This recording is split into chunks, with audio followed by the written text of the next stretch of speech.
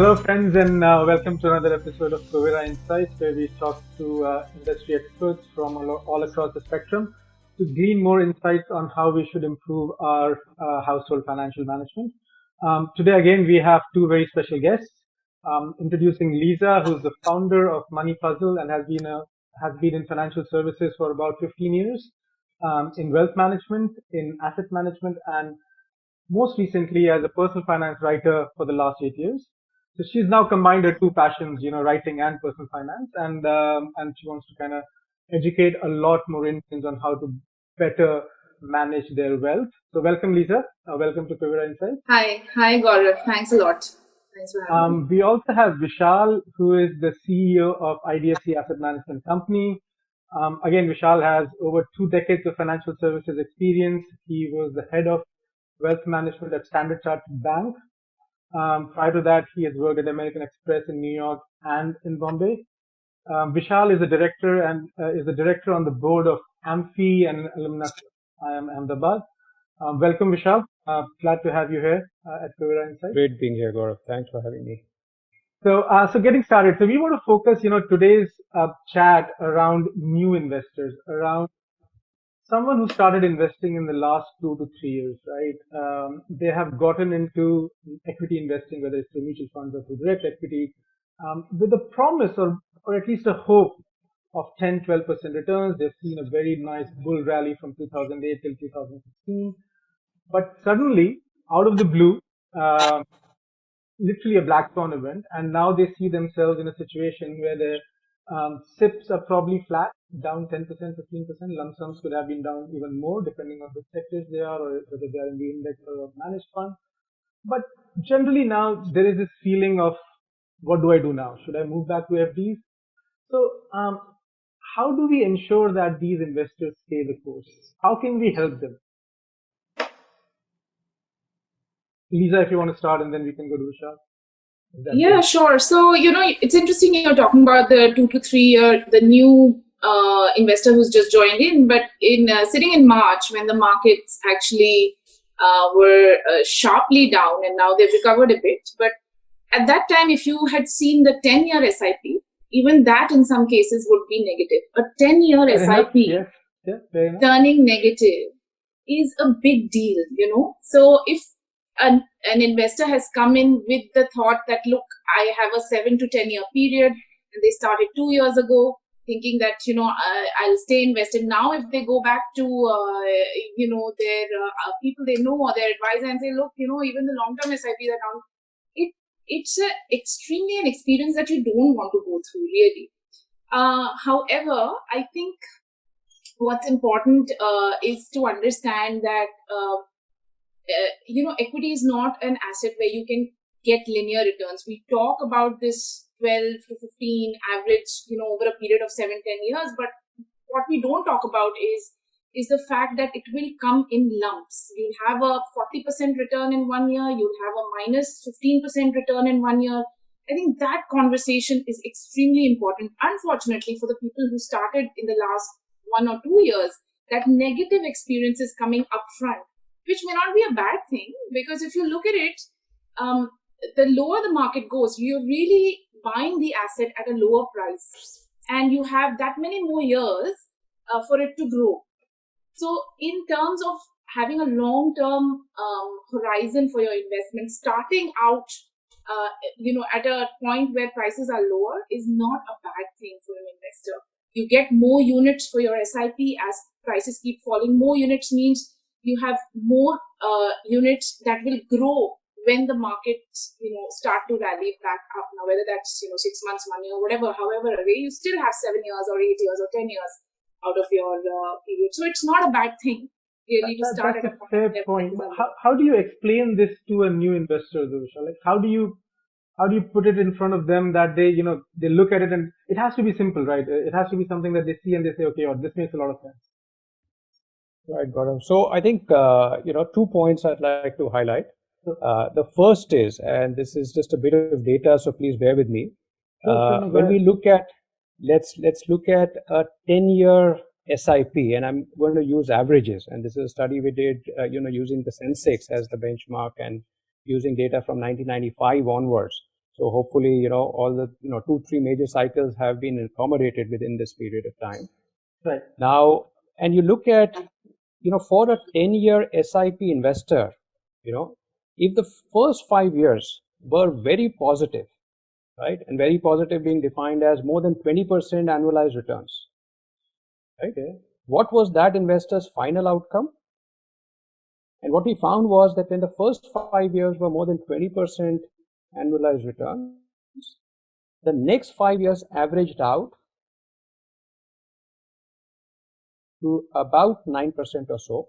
So the full 10-year average came to about 10% or so. So you still made money, you made reasonable money, double digits, but it was not as good as what you saw in the first 5 years. So you could have, probably been left wanting more at the end of 10 years. When we look at the similar experience of people who had negative returns over the 5-year period, the first 5 years they were negative, pretty much what many of our current new investors may be seeing.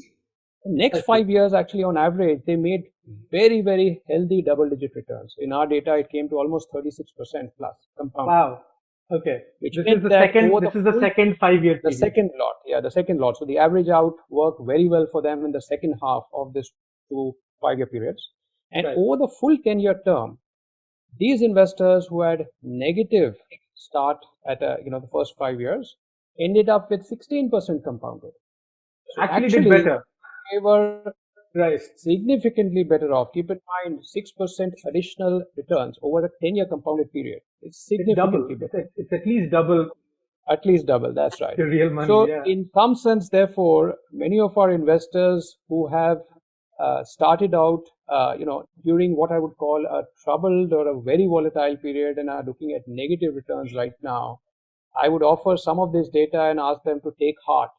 And actually, it may well turn out that you're luckier than the others who participated in the SIPs early on through a bull phase. Because as some of this data shows, on average, you ended up making more money. So that's one. That's point number one. Point number two is that, something Lisa alluded to, equity returns will never be linear. And I think the earlier we experience it, the earlier we understand it and actually imbibe it for an entire investment journey from here on, the better it is. So in one sense, you'd much rather go through a shock like this in the early part of your investment phase or journey than in the latter part. So I worry more about let's say close to retirees or senior citizens who took an overexposed equity position because they were almost guided by the bull rally right up to 2017, 18 or so. That's a far riskier position to be in than younger, newer equity investors who are going through these very turbulent times. I would say very rich learnings, decades worth of learnings to be had from there, and experience which is very invaluable. So take heart. This is not lost as yet. So see, this is great, right? So this is the math, and it makes a lot of sense. There is reversion to mean. So the first 5 years was not good. Markets reverts. The next 5 years is really, really good. You on average make better money because you've also invested 5 years of your SIP amounts at a low market valuation, right? So definitely makes a lot of sense. But there's also a behavioral part of, if you're a new investor, right? You just started investing, and it's your hard-earned money. It's probably you're 25, 26, or you're young. It's your first few paychecks. And historically, at least in terms of behavior, what the data says is that a lot of new investors in the 2006 2008 period, in the 2000 to 2002 period, and this is data that comes from China and from US as well, effectively saying that the new investors that come in the last 2 years of a bull market, probably 50 to 60% or maybe more do not continue, and that's so the math is good, and I think a lot more people should know the math. I think that data is a very powerful motivator and gives a lot of people a lot more comfort. But how do you manage the behavior part of this? How do you get them to actually be patient? It's one thing, to kind of to say it, and it's another thing to look at something which is down 40%, while your good old FD is still returning 5% or 6% or whatever it is. How do we deal with that, or how do new investors should ideally deal with that? Gaurav, I'll take this a little bit. So investing is really about experience, and I'll just tell you a little on the flip side of this. It happened in my own family where my father started investing in a large way in equity markets, and he got lucky because he started in 2013 when the markets had corrected after that whole currency thing happened in India as well. Right. And he was ecstatic. A year later, he was just like, look, I've made this brilliant decision, and look at how many, how much return I made, and it's great. And, and it was as if he had discovered this, really new investment. And and all these years I'd been trying to tell him to sort of, invest a little, and he wouldn't, but he had this brilliant experience. So I had to calm him down and tell him that, look, you had a good experience, but it may not always every year be like this.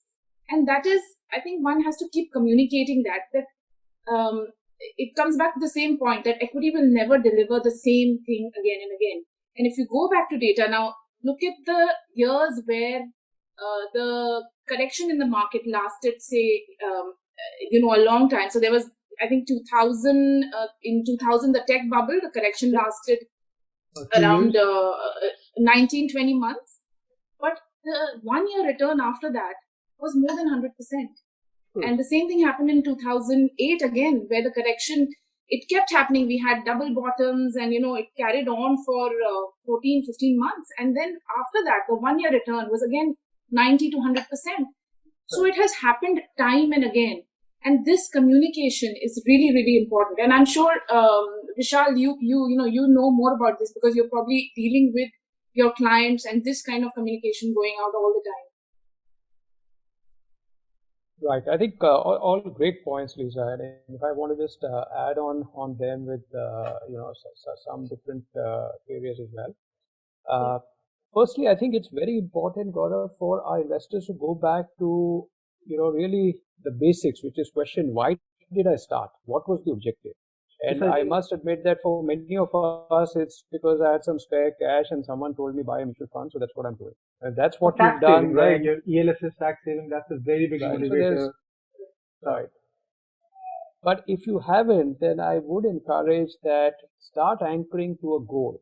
It's very important that the corpus that you have is anchored to a goal, because that is one of the basics we must go back to. And a lot of the reading that we're seeing around during COVID times is about getting back to basics, focusing on the essential. It's very important to do the same with your portfolio as well. What's the objective of the portfolio? Why did we start? What's the purpose? What's the time horizon? And in that context, do I really need to make a change now? So is the goal being met? If the answer is no. Were the assumptions wrong? If the answer is no again, then I would just say continue. This was not meant to happen in 1 or 2 or 3 years. This is not a make a quick buck type of a scheme. This is a long-term investment. Because time and again, through all of these cycles we've seen, the recovery can often be as surprising as the steep fall. Yes. Markets are cyclical, businesses are cyclical. So we will keep seeing this. This is not the last time either. Through the investment journey, we will probably see several of these, and maybe even more volatile ones. So this is not the first last. I mean, I was in New York in 2008. I was trading traded derivative swaps at that time, and I distinctly remember market went down to 700, and everyone was expecting a 400 S&P or a 500. Because you tend to kind of, or it's very human to assume that what's happened will continue. And we are on both sides. When the markets are doing well, we are on assuming that it'll continue to give me 15-20% every year. And when markets crash, it's almost like this whole idea that we see a lot that, at 9,000, is this a good level to buy? No, 15% down, I'll buy. Okay, it falls another 15%. At whatever, 9,000, 15%, that's a little bit of hard math, but say 7,500, it falls down to 7,500. Is that a good level to buy? Oh, no, it will fall another 15% and then I'll buy. And that kind of thinking is unending, and it's a trap in itself. It's also kind of, boils down to the fact that can we time what the bottom is going to be? We can't. I think for new investors, what what one can really go back and do is, if you started 2 years ago and you're looking at your portfolio now and feeling really bad about it, then think back, like Vishal was saying, think back to why did you invest? If it was just to chase return because your neighbor was making this kind of return or your friend was making this kind of return. So if the whole thing was that if I start an SIP, I too can make this return, then go back to the drawing board, because that is not a good enough reason to start investing. Like Vishal was saying, look for the goal that you're investing for. What is the purpose of this? What are you going to use the money for? Whether it's retirement, whether it's a house, whatever it is, and then recalibrate that. So whatever investments you make just for the purpose of return, if you're starting out, it's not going to help you. You need to think about your goals and anchor them to that. So I think that's a to-do that all new investors should go back and do.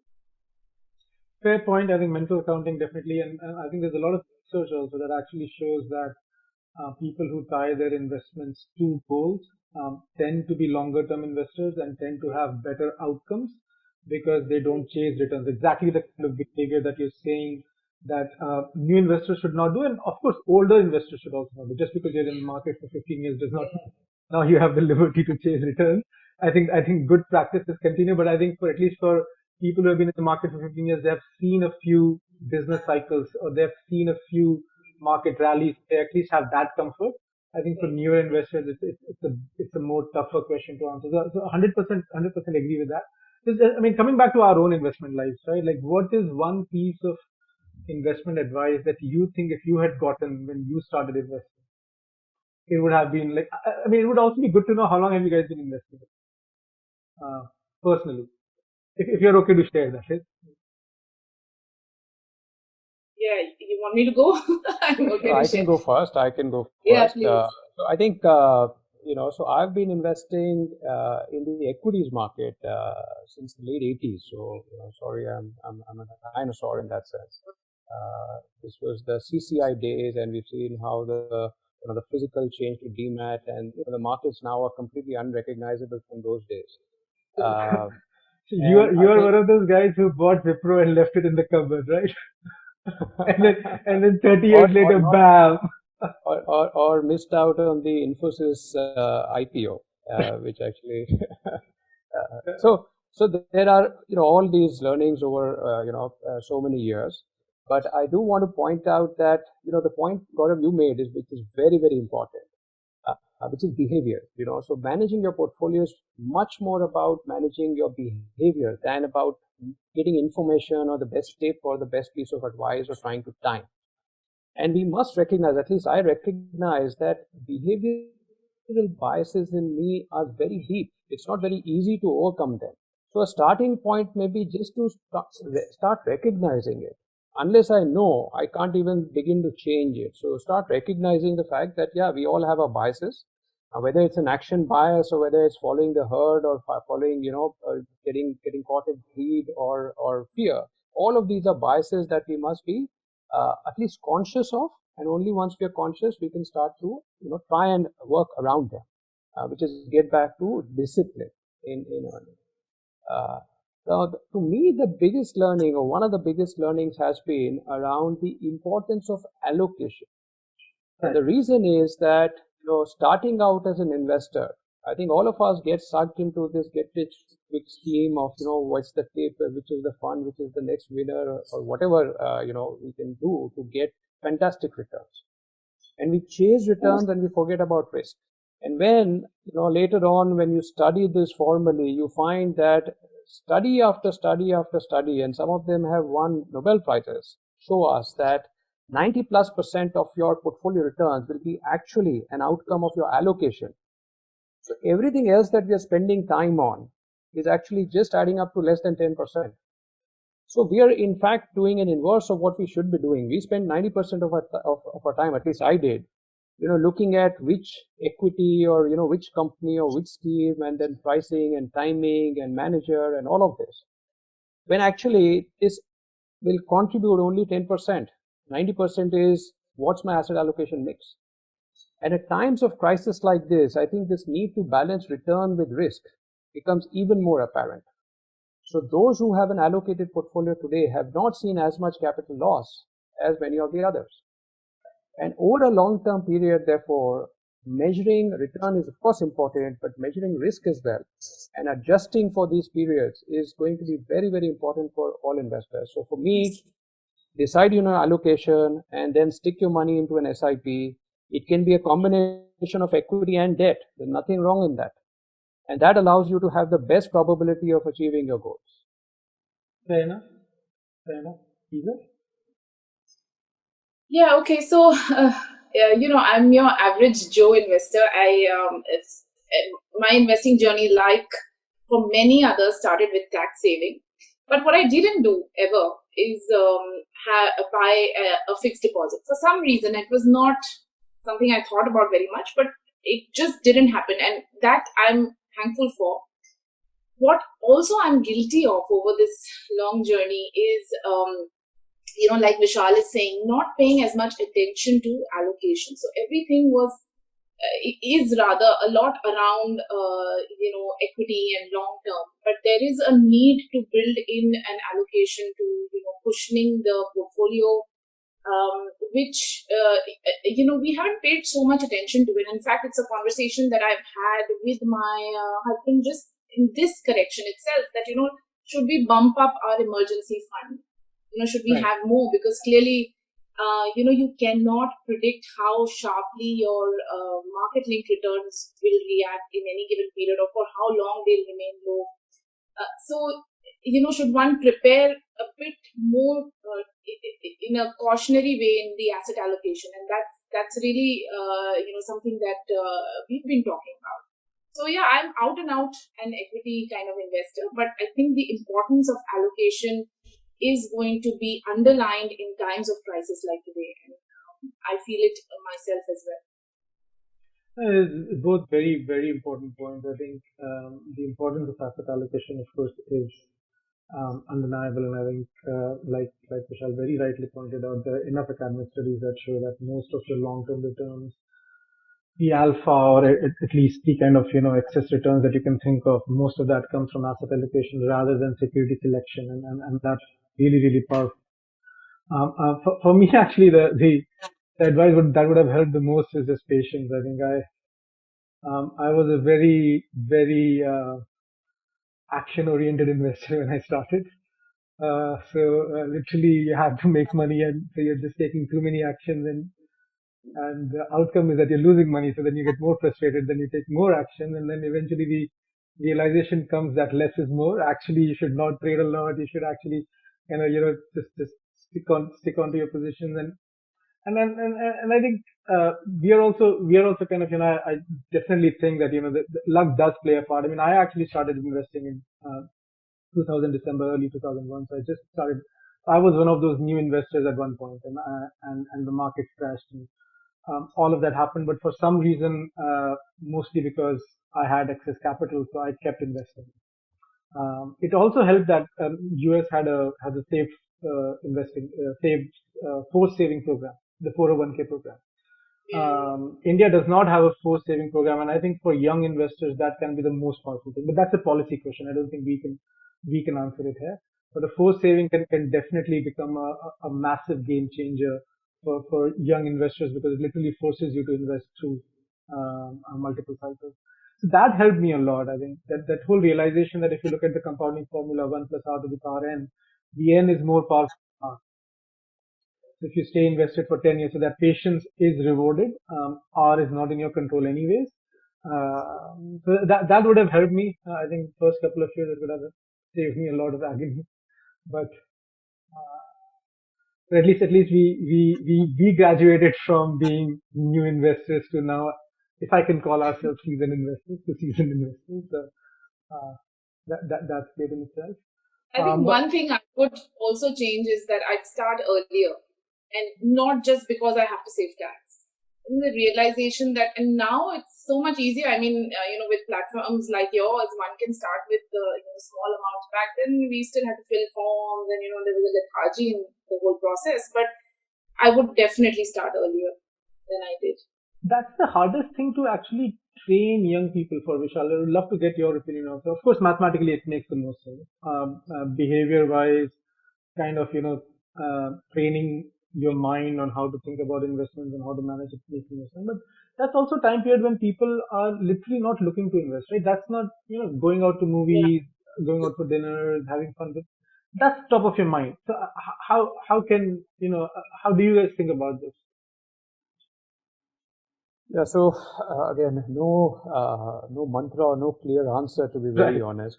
We try hard and we keep trying, and as a firm, we've tried this for many years now to try and communicate the importance of those extra couple of years that could really compound when you look at the last few years of your earning life. And what a 35 year worth of compounding can do to that money. So I just encourage people to do the math once for themselves and see what compounding can do to money, right? So that extra 2 or 3 or 5 years that you, and no one's saying don't have fun, just moderate or just be a slightly more disciplined about how much you can afford to save, even if it's a small sum. And that small sum can be just dramatic. So we illustrate through the power of compounding, but can't say that we've got all of that, attempt and experiments all right. So we're still trying. Oh, that's a fair point. I think the best we can do is to try. The best we can do is to kind of get this learning out that, hey, if I had started 5 years earlier, I would have been happier now. But of course, at that point of time, the decision making is with the individual. But it was a great chat. It was a great chat, Vishal. Great chat, Lisa. Thanks for coming on Kuvera Insights. Just to kind of wrap it all together, we spoke about how new investors should kind of think about what's happened in the past 2-3 years, how to contextualize that your SIPs might have negative returns, and Vishal brought out a very good point that people in their study, what they've found is that if your first 5-year SIP returns are actually not that good, that bodes really well for your 10-year SIP returns. Also to the point that Lisa brought out, that if you're buying at a lower price, that helps in a 10-year investment horizon.